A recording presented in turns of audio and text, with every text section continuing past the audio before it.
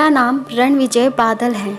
मेरे पिता एक बिजली कंपनी में कर्मचारी हैं। आज से करीब 1 महीने पहले की बात है।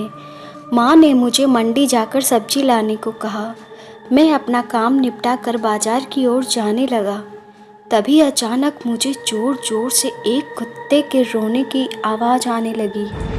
मैंने पीछे मुड़कर देखा तो पता चला कि वहाँ पर एक अंडर कंस्ट्रक्शन मकान था।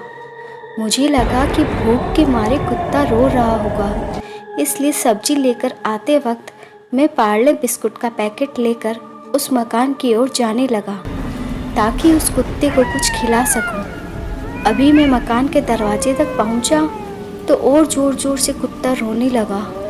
इसके साथ साथ उस मकान की खुली सीवेज का छिछला पानी ज़ोर ज़ोर से उछलने लगा। यह सब देखकर मेरे हाथ पांव फूल गए। मैं सब्जी का थैला और बिस्कुट वहीं गिराकर उस खुली टंकी की ओर भागा।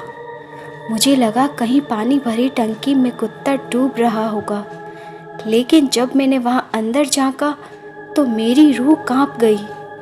उस जमीनी टंकी के खड्डे में एक काला कुत्ता सिसक रहा था। पहले तो मुझे लगा कि वह उसमें गिर गया होगा, लेकिन थोड़ी देर वहीं रहने पर मुझे खौफनाक हकीकत का पता चला। कुत्ता एक कोने में सटा हुआ था, फिर भी उसका पैर बार बार पानी के अंदर खींचा जा रहा था। मैंने थोड़ी हिम्मत करके आसपास से छत भरने का लट्ठा उठाया और उस टंकी के छिछले पानी में घोंपने लगा। वो मेरी हिम्मत थी या बेवकूफ़ी, ये पता नहीं, लेकिन मैं वह सब करे जा रहा था। लगातार लट्ठा छिछले पानी में घोंपने के बाद मुझे एहसास हुआ कि पानी के अंदर लट्ठे को कोई पकड़ रहा है। यह सब देखकर मेरे पसीने छूट गए। मैंने झटके से लट्ठा छोड़ दिया।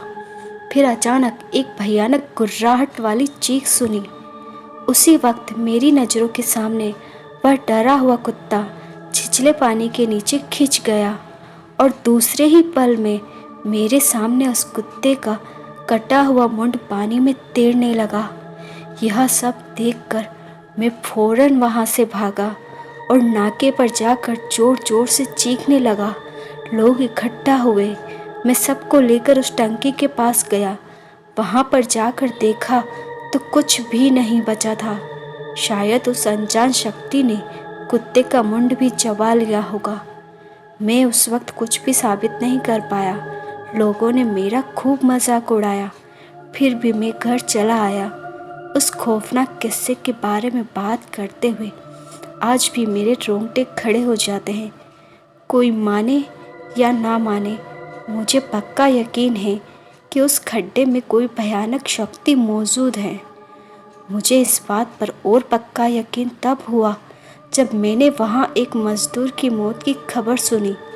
आस पड़ोस के लोग बताते हैं कि चप्पल पट्टी टूटने से वह गिरकर मरा, लेकिन मेरा दिल जानता था कि उस जगह पर क्या चीज़ मंडरा रही है।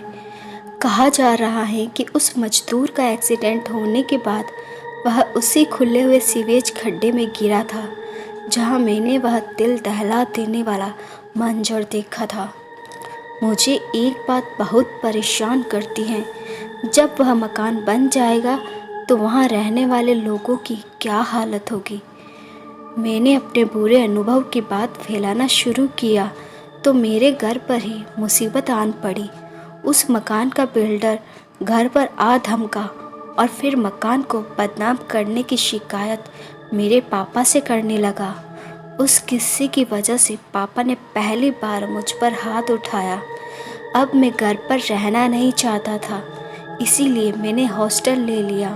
फिर मैंने सोचा लोगों को अपने इस डरावने अनुभव के बारे में बताना चाहिए, इसीलिए अपनी सच्ची कहानी मैं आपको सुना रहा हूँ। आशा है मेरी पोस्ट आपको पसंद आएगी।